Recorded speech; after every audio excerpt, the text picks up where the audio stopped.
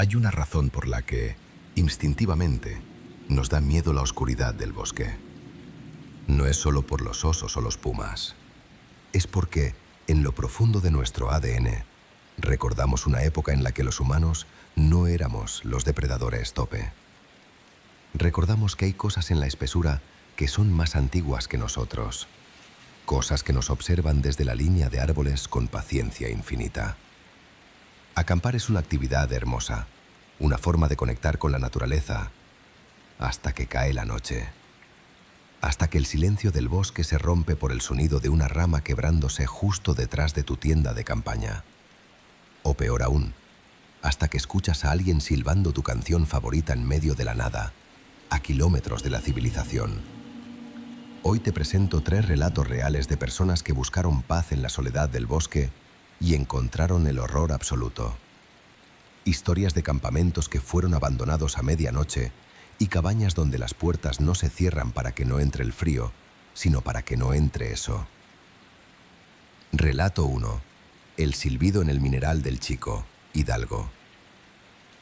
El Parque Nacional El Mineral del Chico, en Hidalgo, es famoso por sus formaciones rocosas, sus bosques de oyamel densos y su neblina eterna.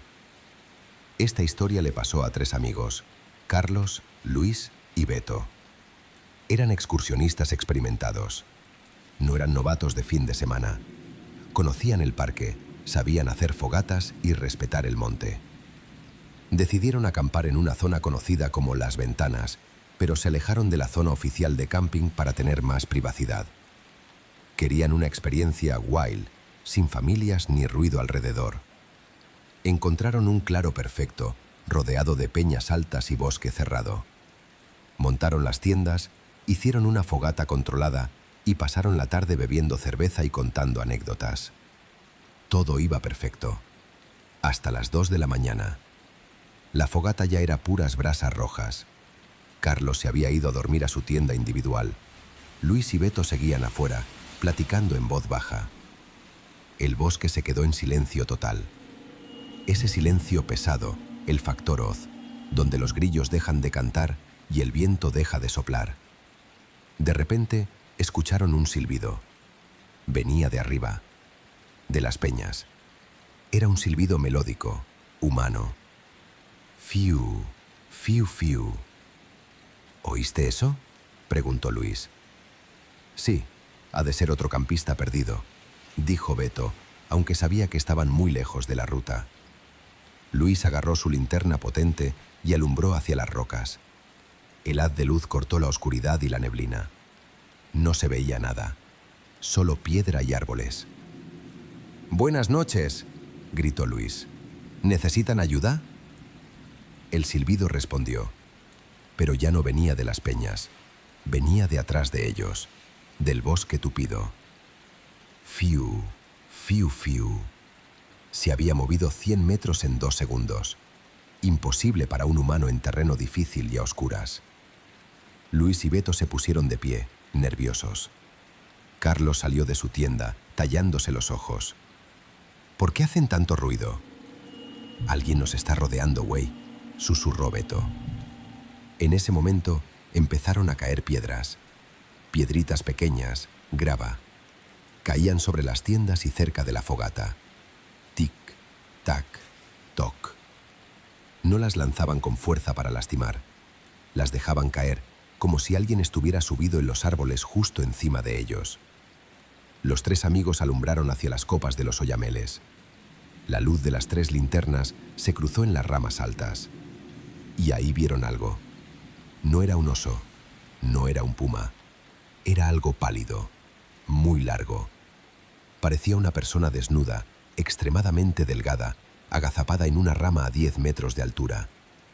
Sus extremidades eran demasiado largas, con codos y rodillas que parecían tener articulaciones extra. La cosa se cubrió la cara con una mano enorme cuando le dio la luz.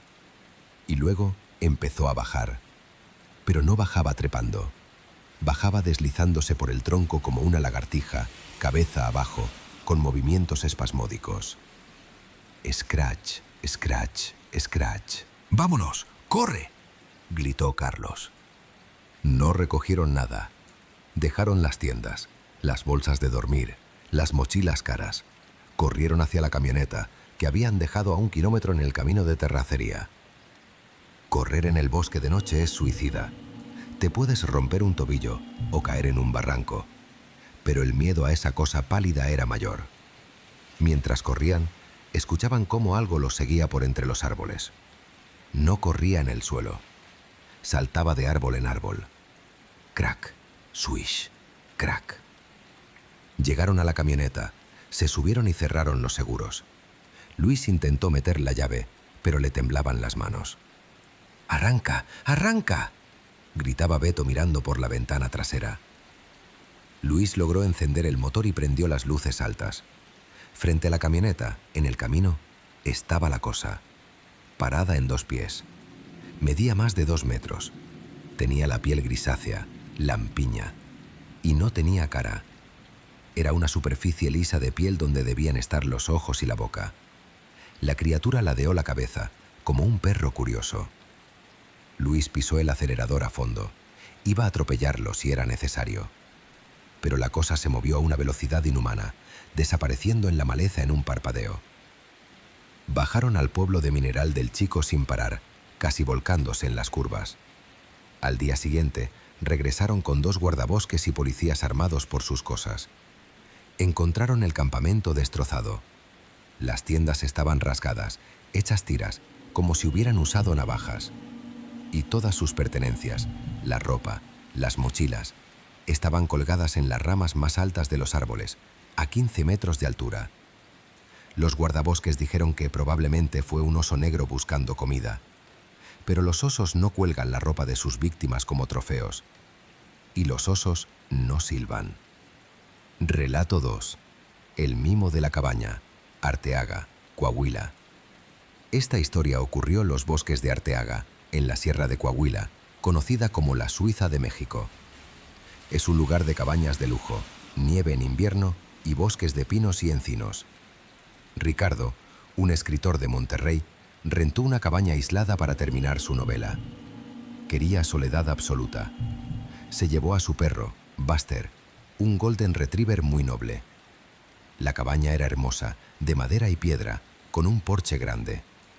El vecino más cercano estaba a 2 kilómetros. Las primeras 2 noches fueron tranquilas. Ricardo escribía, paseaba con Buster y disfrutaba el frío. La tercera noche, Buster empezó a actuar raro. Estaban en la sala, con la chimenea prendida. Buster estaba echado frente a la puerta principal, gruñendo bajo, con los pelos del lomo erizados. «¿Qué traes, Buster?», preguntó Ricardo. El perro no dejaba de mirar la rendija debajo de la puerta. Ricardo pensó que sería algún coyote o zorro. Se levantó y miró por la mirilla. No había nada. Solo el porche oscuro y la nieve empezando a caer. Regresó al sofá. 10 minutos después, escuchó una voz. «¡Ricardo!». Ricardo saltó del susto. La voz venía de afuera. Era la voz de su hermano, Esteban. «Ricardo, ábreme. Hace un chingo de frío». Ricardo se confundió. ¿Esteban? ¿Qué hacía ahí? Se supone que estaba en Monterrey. Tal Brown reza. Ricardo se levantó sonriendo y caminó hacia la puerta. Quitó el primer cerrojo. «Broy, güey, ¿qué haces aquí?». «Se me descompuso el carro. Ábreme». Ricardo puso la mano en el picaporte. Y entonces Buster se volvió loco. El perro se lanzó contra la puerta, ladrando con una furia que Ricardo nunca le había visto. Tiraba mordidas al aire, echaba espuma. Ricardo se detuvo. Algo no cuadraba. La voz de Esteban sonaba plana, sin entonación, como una grabación. «Ábreme, Ricardo. Ábreme, Ricardo. Ábreme, Ricardo». La voz empezó a repetirse muy rápido, juntando las palabras. Y luego cambió. Ya no era la voz de Dan. Era la voz del propio Ricardo. «¿Qué traes, Buster? ¿Qué traes, Buster? ¿Qué traes, Buster?». La cosa afuera estaba repitiendo lo que Ricardo le había dicho al perro hacía 10 minutos. Lo estaba imitando. Ricardo sintió que el alma se le caía a los pies. Volvió a poner el cerrojo con manos temblorosas y se alejó de la puerta. «¿Quién eres?», gritó Ricardo. «Tengo un arma». Silencio. Y luego una risa, pero no una risa humana. Sonaba como el aullido de una hiena mezclado con el llanto de un bebé.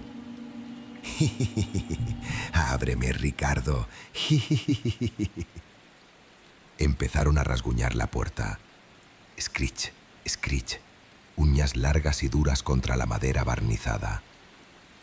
Ricardo corrió a la cocina, agarró el cuchillo más grande que encontró y se encerró en el baño con Buster. El perro estaba aterrado, temblando, metido en la tina. Escucharon golpes en las ventanas. Bam, bam, bam. La cosa estaba probando todas las entradas. Rodeaba la casa. Ricardo intentó llamar al 911, pero la línea estaba muerta. Pasaron toda la noche en el baño, Ricardo abrazado al perro y al cuchillo, escuchando cómo esa cosa imitaba las voces de su familia afuera. La voz de su mamá llamándolo a comer. La voz de su exnovia. Voces que esa cosa no debería conocer. Al amanecer, los ruidos cesaron. Ricardo esperó hasta que el sol estuvo alto. Salió del baño con cuidado. La puerta principal seguía cerrada, pero cuando la abrió para huir de ahí, vio la madera. La puerta de roble macizo estaba destrozada por fuera. Había surcos de 2 centímetros de profundidad, como si un oso hubiera intentado entrar. Pero lo que hizo que Ricardo vomitara fue lo que había en el tapete de bienvenida. Había un conejo muerto, pero no estaba mordido. Estaba volteado. La piel estaba por dentro y los órganos por fuera, como si alguien lo hubiera invertido con precisión quirúrgica, sin romperlo. Ricardo subió a Buster al coche y manejó hasta Monterrey sin parar. Nunca terminó su libro. Y nunca, jamás, volvió a rentar una cabaña.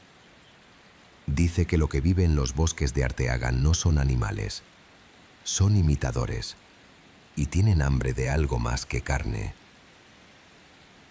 Relato 3. El turno nocturno.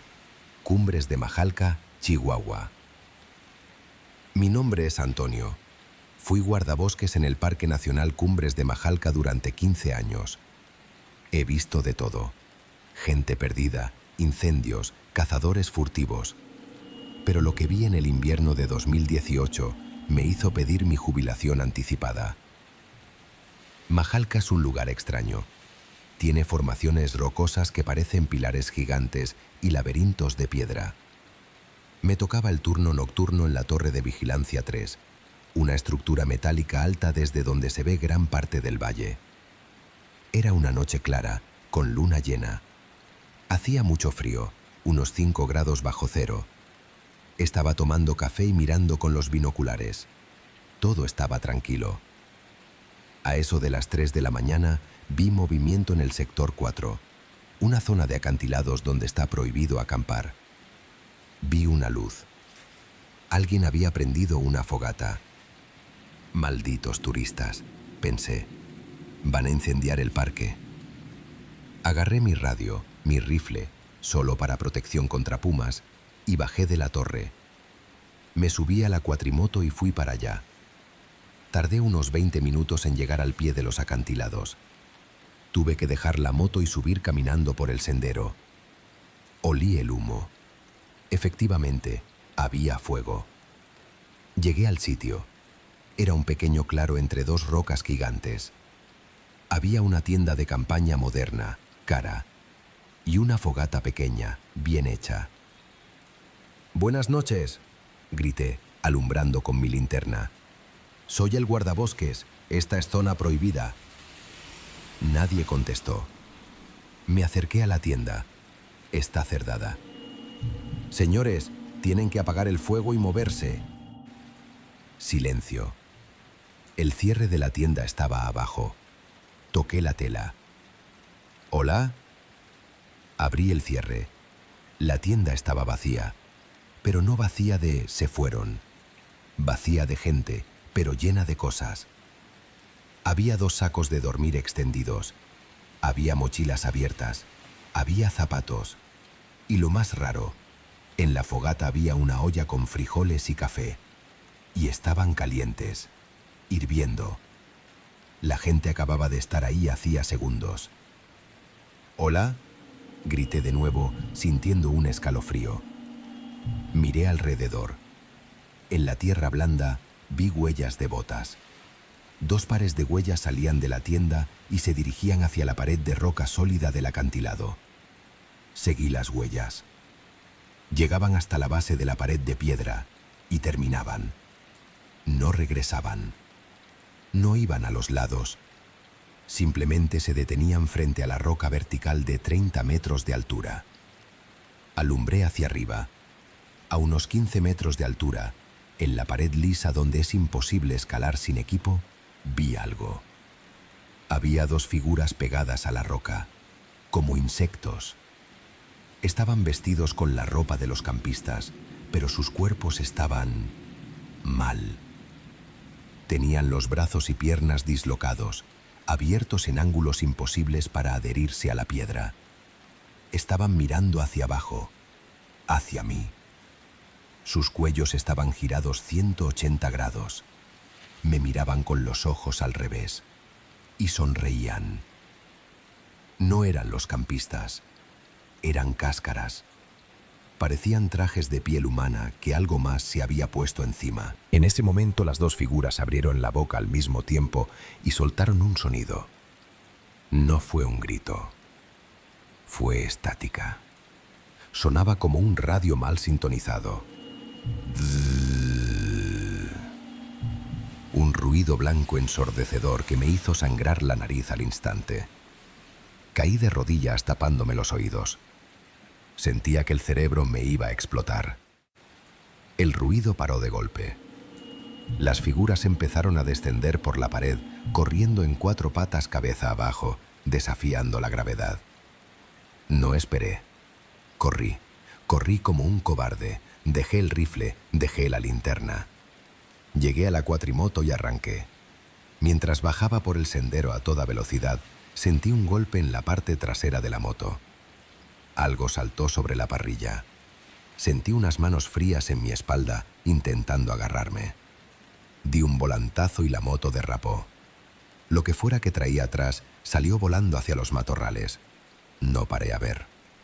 Llegué a la base central pálido y temblando. Mis compañeros fueron a la mañana siguiente.